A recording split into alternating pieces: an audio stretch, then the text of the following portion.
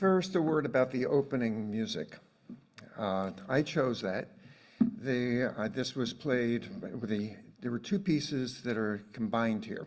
One is a classical piece by Eric Satie, and the other is a Richard Rodgers piece called It Never Entered My Mind. The first classical piece was written in 1888, Never Entered My Mind in 1940, and the person who performed it, put it together, was George Shearing, and that's a 1985 recording. So you may not know much about George Shearing, but he was a British piano player, jazz piano player, born blind and became probably one of the most popular of all jazz musicians. What I like about that, and the reason I chose it, is that it takes different elements from different times, different parts of the world, different people, and puts it together into some coherent whole. I hope I do that this morning with this talk. I've never given a talk like this one before, which is, it's going to be a series of anecdotes. I hope there's a thread that runs through it all that makes sense to you. It does to me. I'll leave the more, the larger lessons, maybe I could just leave to all of you to figure out. So on this, one of the things I haven't learned in Garden City is that I haven't learned which side of the auditorium I should be addressing. I have a natural quirk in my biology, which is that when I think my head is looking straight, it often is not. It's tilted. It's not upright. And when I think I'm looking straight ahead, when I see myself later, I realize I'm always turned in but I don't know which direction I always turn it. So if you find me looking in this direction a lot, just say, look over look in that direction instead. So those are the kinds of lessons I want to talk about this morning. They are really kind of life lessons, and these aren't very large, big lessons, although I think they point to something that's really significant. So this morning I'm going to go 4 places. If we have time, I'll take you to 5. And they are Kisii in Kenya, East Africa, Great Falls, Montana, Norfolk, Connecticut, Orangeburg, South Carolina, and if I have time, Hofstra University in Uniondale, Hempstead. So that's my plans for this morning. It's a little bit of a journey. Each one of them and each one of the places I'll talk about, there are multiple things that I learned, not just one. And what I want to talk about may not even be the biggest lesson that I learned, but it may make the most interesting story. And since I want to present this in terms of anecdotes this morning, here's what I've picked out. So in Kenya, this is 1965, 66 approximately. So I have to give you the context. And the context is that Lynn and I applied for the Peace Corps soon after we were married in 1964. And we were slated to go to East Africa. And before being accepted to training, we had to go through physical exams, doctor's approval. It turns out that Lynn was initially rejected because she had anemia. She took some pills or other, or we bribed the doctor, I don't remember what it was. But the second time around, she passed the anemia threshold. And when we entered the Peace Corps training, they thought that we somehow had to have physical training in order to do our jobs properly. I don't know what they were thinking, but our training consisted of having to run a mile. This is in Milwaukee in winter. Now, why they thought running a mile was going to be significant for us, I don't know what they thought we were going to be doing. It is true that one of our friends did spend time up in the I wouldn't say that, it was the foothills of the mountains, and part of his job was actually roping wild zebra, but that's not what we were doing. And that was really, truly the exception. So we had to run a mile. The other thing, so she almost failed. Lynn almost failed that one. She ran around the track 3 times. Everybody thought that it was the 4th because she was so slow. Everybody lapped her. They applauded that she had completed 4 laps, and she said, okay, if they think so, it's fine with me. And so she only did 3. Since then, we've really been worried that the Peace Corps really knows, and someday we're going to get a notice in the mail saying they're going to rescind our graduation from the Peace Corps. So that was the other thing that we had to do was a dead man's float in the water, in the pool. Again, I have no idea why. I thought I was going to fail that one because I couldn't do it. But they overlooked it. The other thing is that since we had a doctor who was examining us as we were going through the training, and he was, I don't think he was there all the time, but I do remember asking him a problem that was afflicting me, a small problem. But I asked the doctor, I said, what can I do about my dandruff? That's what I was thinking. I was going to say that was on my mind. But you got the pun. So it was dandruff was bothering me, and he gave me, I don't know, he told me to shampoo with tar shampoo or something or other. I don't remember what it is that he said. So we finished Peace Corps training successfully. We wound up going to East Africa in Kenya, pretty remote part of the country that was not where there were any wild animals, but it was farm country. And that's what we did, is we wound up working with farmers in this place called Kisii. And what was interesting about Kisii, even though it was small, it was an administrative headquarters surrounded by farm country, only about 6,000 people in the town, but it was really very diverse. In the town, we were, I think, the only Americans at that point, but there were some expatriates from Wales. Our next door neighbor was from Croatia. The head of the hospital is from Barbados. Most of the businesses in town were run by Indians. They had only one doctor in town was, he was not Hindu, maybe Muslim, I can't remember. No, he was a Sikh, that's what he was. So it was very diverse. And of course, Africans, but mainly from the Kisii tribe. One of the groups that was there in the town were Ismailis. I never heard of Ismailis before. And it took me years to figure out who Ismailis were. This is before Wikipedia. So they were Ismailis. That was nice. But the Ismailis, they were a sizable community in this little town. And they had invited the head of their Ismaili, the spiritual head of the Ismaili community, to come to Kisii to spend a day or two with them. Well, we knew some of the Ismailis in town, had become friendly with them, and they invited Lynn and I to come meet the Aga Khan. Now, you might know the name Aga Khan. His father, Ali Khan, was a playboy, but spiritual head of the Ismailis. The Aga Khan, I knew the name, but I also associated him with a playboy. Very rich. Probably one of the wealthiest people in the world at that time, and today still remains one of the wealthiest people, multi-billionaire.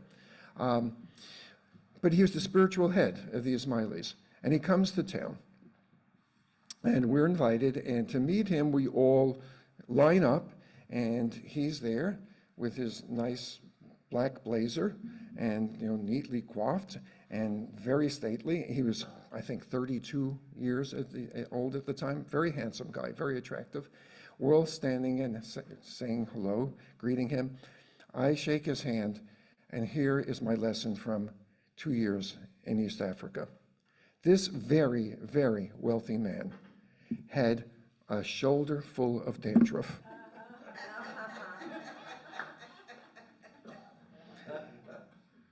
I couldn't solve my dandruff problem. He couldn't solve his dandruff problem, and he had the best doctors in the world to solve this problem, and he couldn't. And my lesson there is the obvious one, is that money doesn't solve all problems. There are some that bother us no matter how much money we have, and that's my interaction with a billionaire. Second story is from Great Falls, Montana. And again, a little bit of background about this story. This was 1969. Lynn and I finished the Peace Corps in 1967. We come back. I become the leader in training for a very short while at the Society. In 1968, I become the leader of the Society. But the American Ethical Union at that time was running a summer program called the Encampment for Citizenship. And the Encampment for Citizenship brought together leaders in high school and young college students. They were identified as leaders by whoever sponsoring them. And they would get together for 6 weeks during the summer, and they would learn leadership skills and mainly community building. These were young people from all over the country and several from overseas. There were several from Israel, I can't remember what other countries, tremendously diverse, and certainly the encampment that I was the summer director for in Great Falls, Montana in 1969 had a sizable population of American Indians, indigenous Americans. It was a very interesting, very interesting program. So part of the program that we did was to do some field trips. One of the field trips we did in 1969 was in Montana to visit a Hutterite community.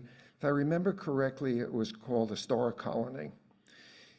You may not be familiar with Hutterites. The Hutterites are very similar to the Amish. They're not as orthodox. If you want to draw a line from ultra-liberal to ultra-orthodox, you might put the Amish as the ultra-orthodox. The Hutterites are next to that, but not quite as orthodox. In Montana, their colonies are essentially farmers. This is not in the mountains, they're more in the plains. And they do this collectively, that they own the property altogether. And nobody does it individually, but it's all as a collective, and it is also tax-free because it's not for profit, which causes some problems in Montana. People who think that that's not fair, they should be paying their taxes, but that's a different matter. What was interesting in visiting them was to go to a group of people who had decided, in essence, to almost isolate themselves from American mainstream and to live a very different life, not simply as farmers, but how they understood an economy to work. They were outside the capitalist system. They were outside of the individualist philosophy that dominated the country. So it was a very interesting visit. And on the visit, we go and talk to some families. And there was a family that was there, and I had a camera. And I asked, would it be okay to take your picture? And they said, sure, and took the picture. Following year, I'm the director of the encampment yet again. Lynn is shaking her head as if I'm telling the story right. Okay, Lynn is correcting me. This is the wonder of memory. It's never correct. I think I'm correct. She thinks she's correct. I'm going to take her correction because it makes the story more intelligible. Which is the family. I think the family didn't give permission. They didn't say no, but they didn't say yes. I probably took the picture. That's.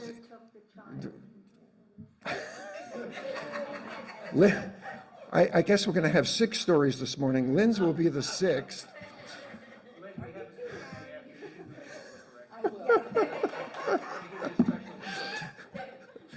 I take the picture of the family.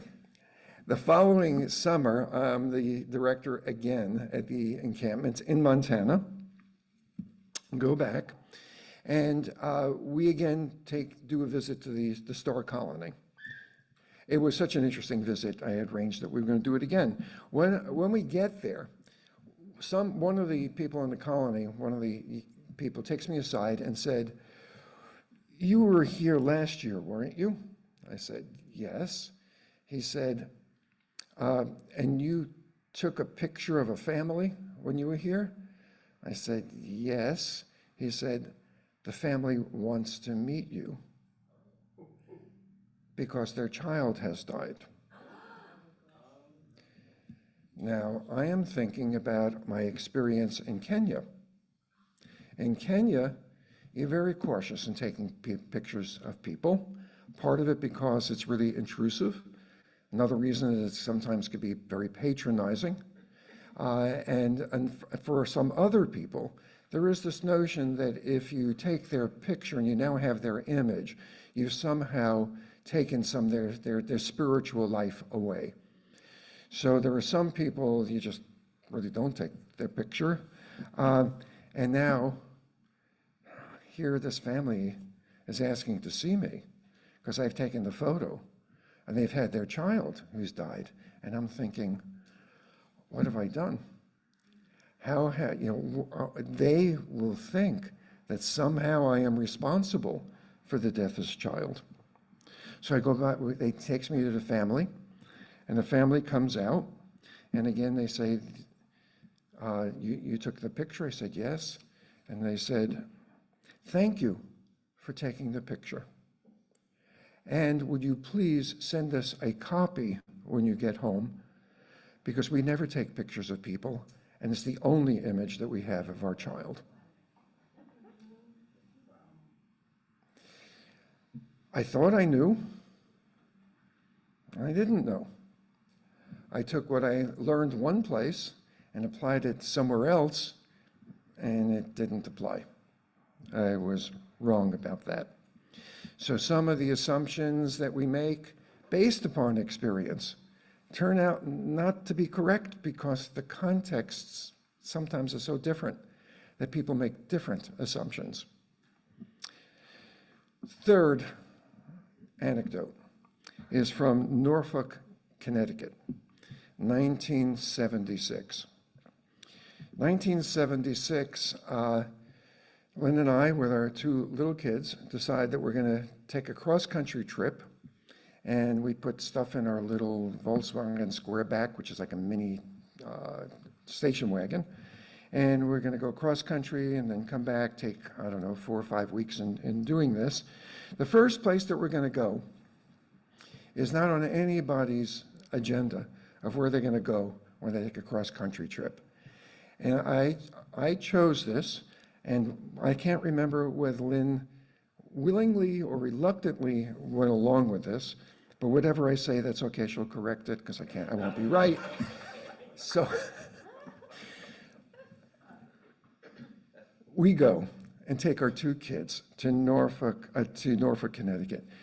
The reason we went there is because 1976 was still the era of counterculture, people questioning. The country was like only 1 year after American troops had left Vietnam. And one of the things that was still prevalent and very much on my mind is there another way for us to live? Does it really have to be the way most of us have chosen to live, the way we've chosen to live? And I found that in Norfolk, Connecticut, there was a religious commune that was more radical than the Hutterites. And it was right here in Connecticut. It's called the Bruderhof. The Bruderhof just were in the New York Times within the last month, a major full-page, maybe 2-page spread. They're still around, not that one in Connecticut, however. But we went to the one that was in Connecticut. Now let me describe what the Bruderhof is like. The Bruderhof, they're not farmers. They lived, it was a very lovely part of Connecticut, and they lived on a very large compound. I'm going to guess it was probably something like maybe 30, 40 acres. And on it were a dozen houses, each, or maybe more than a dozen houses. Each house beautiful. If this was a suburban house, you'd say, that's a place I'd like to live. Handmade by the people who lived on the commune. Everybody pitched in, everybody built everybody else's house. This is a place that doesn't have money. Children came up to us and they said, do you have any money on you? We've never seen it. We'd like to see what money looks like. They had a small factory on the compound, and the factory manufactured children's playthings. And if any of you have ever been in kindergartens or pre-kindergarten, and if you ever looked at some of the beautiful sandboxes and things of that sort, there's a good chance it was actually made by the Bruderhof playthings. I think that's what they call it, playthings. The men worked in the factory. The women did women's work. They did the cooking, they did the cleaning, they did the child care. People were very simply dressed, and the reason people were simply dressed is nobody had any money to buy clothes with. That didn't mean that they didn't have clothes. What it meant is that it was bought by the Bruderhof community. And if you needed something, you needed a new dress, you wanted a new shirt, you simply went to the store, and here you tell them what your size is, they pull it off the shelf, they give it to you, now it was your clothes. You didn't have to buy anything. You never bought food. The food was bought collectively by only those people who were in charge of buying the food. Lunch, breakfast, you ate in your own house. Again, a beautiful, beautiful house, all wood. The lunch you could have communally with everybody else if you chose to, again, in a very beautiful dining hall. Dinner, everybody ate together. When you were in the dining hall, it was no talking, really. Wasn't chatter. Everybody listened. In the afternoons, if I remember correctly, they would listen to letters that came from other Bruderhof communities. And that was the way in which they shared the news about what was happening elsewhere in the country, because there were, I don't know, maybe a dozen or more scattered throughout the US and Central America. In the evening, you also no chatter at the table, because they read stories, children's stories, because the children were there. So everybody participated in everything together. No, there was one library. Nobody had any money to buy books, so all that you were able to read came from this one library. And the one library, I asked where it was, and they sent me to the one room that was probably the only unattractive, uncomfortable room in the entire colony. You had to walk up a set of stairs into a very small, cramped room that was really very unattractive, not painted, for raw wood. Only one newspaper, I think it was the Christian Science Monitor, and only magazines and books that they chose. Some parts of it, absolutely wonderful. People were so friendly, so welcoming. They were not proselytizing. They welcomed us, and the attitude was, when I had written them asking, can we come and visit, was, sure, we welcome visitors. Their attitude is that they will, by their behavior, convince you that their way of life is better than the life that we have. This was started primarily by Quakers after the Second World War, who said, we can't do this again. The world cannot do this again. And the only way that we're not going to do it again is that those of us who are Christians and really committed Christians have to live a Christian life as it's given to us in the Gospels. That's it. This is the Christian communist commune. Here's my anecdote. After I'm spending time in the factory, and it's really a good thing I never really cut a thumb off because I am very clumsy, certainly with these power saws and things. I think they assigned me to sweep the floors. That's what I did for a week. Keep me away from the machines. But after the factory, I went out, and there were a couple of young guys who were on the basketball court. I said, oh, that's good. That's nice. I like playing basketball. It's one of my favorite pastime activities. So I go out and I ask them, can I join you? Well, of course. They don't say no to anything, right? They're very welcoming. Of course, joined us. So I joined them. So they're shooting around, I'm shooting around. So I said, I see how good they are, which is not very good. I'm okay, but clearly better than they are. So I say to them, look, let's play a game. We'll play 2-on-1, both of you against me. And I don't know, they accepted that. So I have the ball, or they have the ball, and they're standing there. And what I do is I take a defensive stance, and as they are passing the ball back and forth, I go and grab the ball from them. I've stolen the ball, and I go take a basket. Well, this happens just a couple of times, and finally, when I go to grab the ball, they take it and they hand it to me. And then when I had the ball and wanted to drive to the basket, they simply stepped out of my way. They did not know how to be competitive. They've never experienced competition. And I'm thinking, you'll never be good at playing basketball. Not if you don't really have competition. You won't get better. And at the same time, I'm thinking, why do you need to get better? What's wrong with having fun the way they're having fun? It wasn't fun for me, but it must have been fun for them. So I think about this, and I'm thinking, nothing is perfect.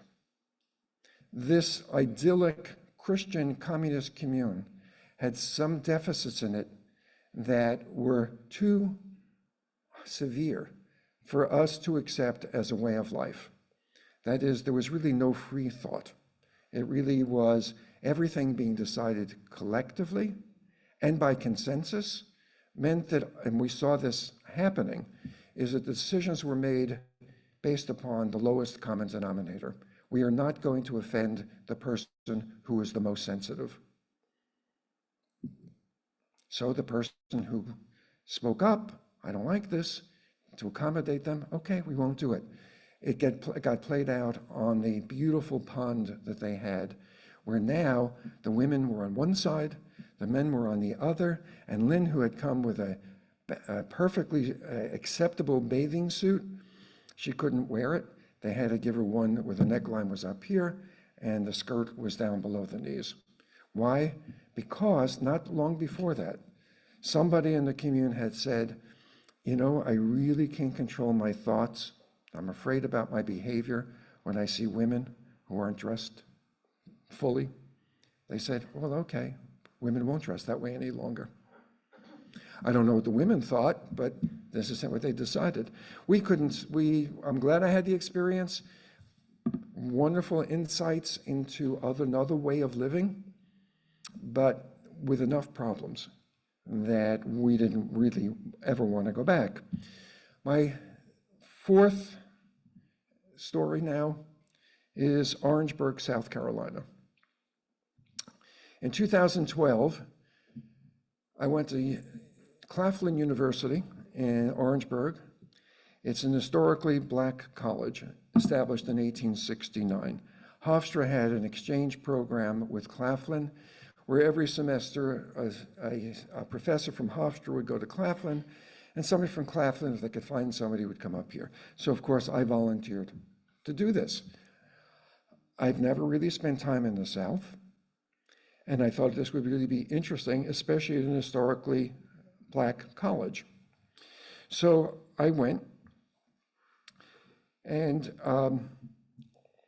it was a very interesting experience. I am not going to tell you a whole lot about my experience there because I did soon after coming back, and I believe that it was recorded and it is still available on the Society's website. But I will tell you something I don't think I had told in that address. And that is that, first of all, Orangeburg is the center of black politics in South Carolina. It's a predominantly black community, not exclusively, but it's predominantly black. And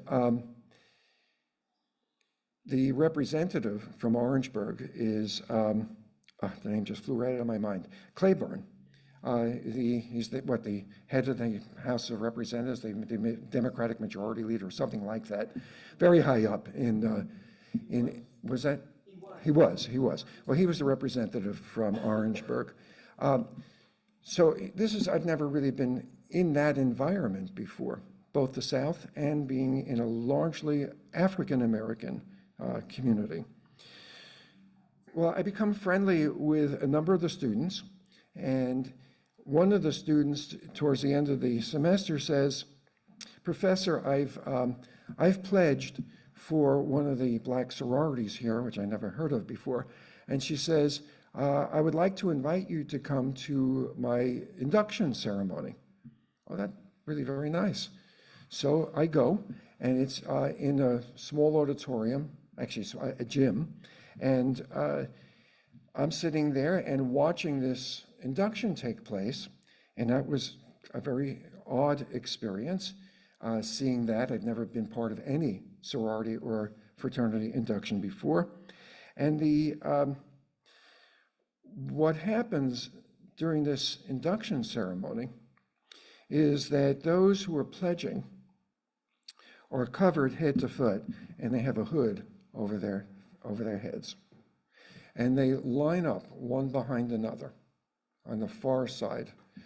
And then they, to music, sort of march slowly across the back of the gym, come around, and they're in the front, and they're still covered.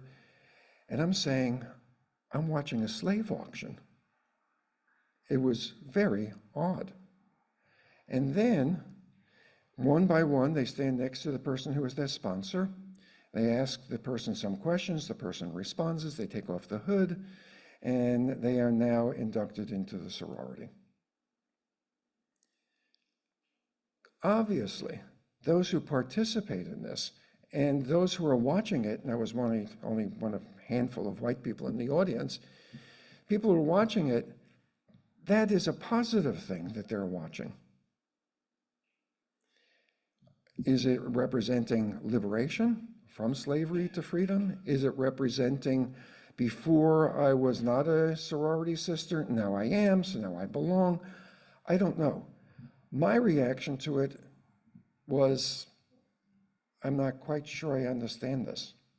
I don't know what's going on.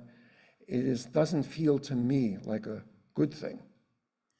However, as I put myself in the place of almost everybody else who was there, who doesn't see it that way, they have a very different interpretation. That sometimes happened to us when we were in Kenya. Never happened to me before when I was in this country, thinking I really understood stuff, and now find myself with a group of people who I typically do not associate with and have never been in an experience like that one. I probably totally read it differently than the people who do it. That to me was really a powerful lesson. I just keep in the back of my mind, I don't know how to implement it. I don't know how to implement any of these lessons that I had. They're all ambiguous. So I could either give you my bonus anecdote. You want the bonus? Here's the bonus anecdote. The bonus anecdote is Hempstead, Uniondale, at Hofstra. And this is maybe 10 years ago or so, maybe a little bit longer. I do need to give you some context for it. Now, the context takes us back all the ways to 1961. Because in 1961, I joined the Army, and I was in the Army Reserves. And in the Army Reserves, when you first enter basic training, you are a private E1. When you finish basic training, you're a private E2, that's automatic. And after, I think it's something like 6 months or maybe a year, you're then promoted to a PFC, which is the lowest, essentially the lowest rank. So you go from E1 to E2 to PFC. So I complete basic training, I am now becoming E2. I did everything within my power to be a dissident in my Army experience, this short of being court-martialed. I so disliked the Army. I hated the regimentation. I hated the uniforms. I hated the sadism of the drill sergeants. There was very little I liked about it. When you did something wrong and you were called out, and I would start to say something, but I thought, you're not supposed to think, soldier. And I think, this is crazy. I mean, here we have an institution that is so contrary to what the country is about that there's something, again, there's a disconnect between military and our government. I did not like it whatsoever. So my joke is that, in the Army, you salute everybody as you go by. So I'd salute, and then my real salute, when nobody else would see, was, that was my experience. Now, I'll get you back to Hofstra. I have an office that is was in Roosevelt Hall, and in Roosevelt Hall was also the ROTC office. Hofstra has an ROTC program. So I think it's once a year, somebody from real high up in the military, in the Army, comes out to look at the program. So I go out into the hallway from my office to do something, and I see coming down the hallway the colonel in charge of ROTC with a general. Now, what pops into my mind is that I am busy collecting stories from people to tell me about an ethical decision you've made in your life. I said, here's an opportunity to ask that question of somebody in the military. What an opportunity. And a general, no less. So I walk over to the colonel and the general, and I immediately go to the general, and I say, excuse me, sir, but I introduce myself. I'd like to ask you a question. Well, the colonel stepped between me and the general and says, you can't do that. Well, all right, so I won't. Well, the colonel was Stephen Arata, and that interaction with Stephen got the two of us to talk. Like, I'd never really talked, I didn't know him before, but the two of us began to talk, and we developed a friendship. And Stephen and I became really pretty good friends when he was on campus, so much so that when he was then, I think, transferred to West Point, his two children were West Point students, and when one of them graduated, he invited Lynn and I and a couple of friends of ours from California who were with us at the time to come up to West Point after the day after the graduation and go on the commander's yacht, commander of West Point's yacht, with the family up and down the Hudson River. I mean, that's the kind of relationship we developed with Stephen. It was really a very, very warm one. Stephen, as a West Point graduate, had connections at West Point, and he also then asked me whether I'd like to go to West Point and do a lecture on ethics to the cadets. I never turned down weird invitations. This was very strange to me. So I go up to West Point, classroom full of the cadets, with a huge clock in the back, 5 times the size like the one we have back here. I'm watching the clock. They're all sitting so politely. And when it's over, they don't stir. And when it's over, and I just see it's like moving to 10 seconds before we're ready to finish, they all get up and they all leave. But it was a good experience. I mean, they were very polite, clearly intelligent, and very engaged. But to me, lecture, future officers in the American Army, what is this? Then Stephen, when he's still at Hofstra, asks me, he says, you know, when a student is finished with the ROTC, before we let them go, we do an interview with the student to make sure that everything is okay. He said, I do the interview. He says, I'd like you to join me for that interview. So I'm in a room at Hofstra with Stephen in his colonel, regalia, and I'm there dressed as I usually dress, which is not very formally. And I'm sitting behind a desk, and the cadet walks in, and he stands at attention, and he goes, good morning, sirs. And I'm saying, he's calling me sir. I never made PFC. And I'm now sir, equivalent on the same par as the colonel. I'm thinking here, wow, what prejudices I have. I label an entire institution as being unacceptable.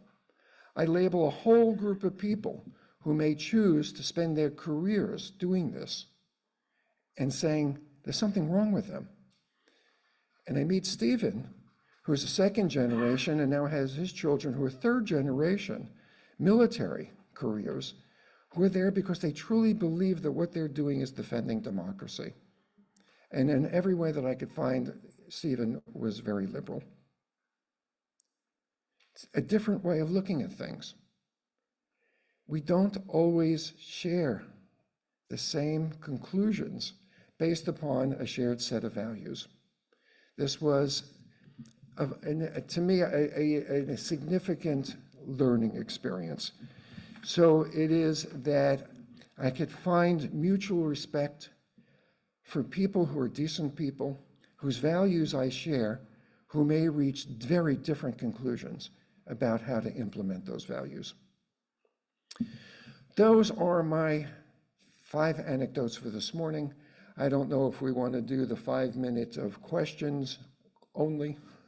If anybody has any questions about any of these anecdotes, I'm happy to respond. Anybody online? Somebody want to tell me if anybody online?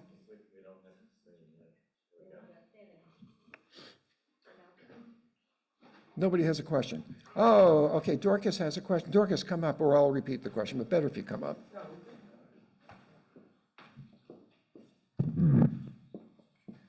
Good morning, everyone. My question is, why won't you talk to the general? Is it because of the hierarchy or because of, I don't know?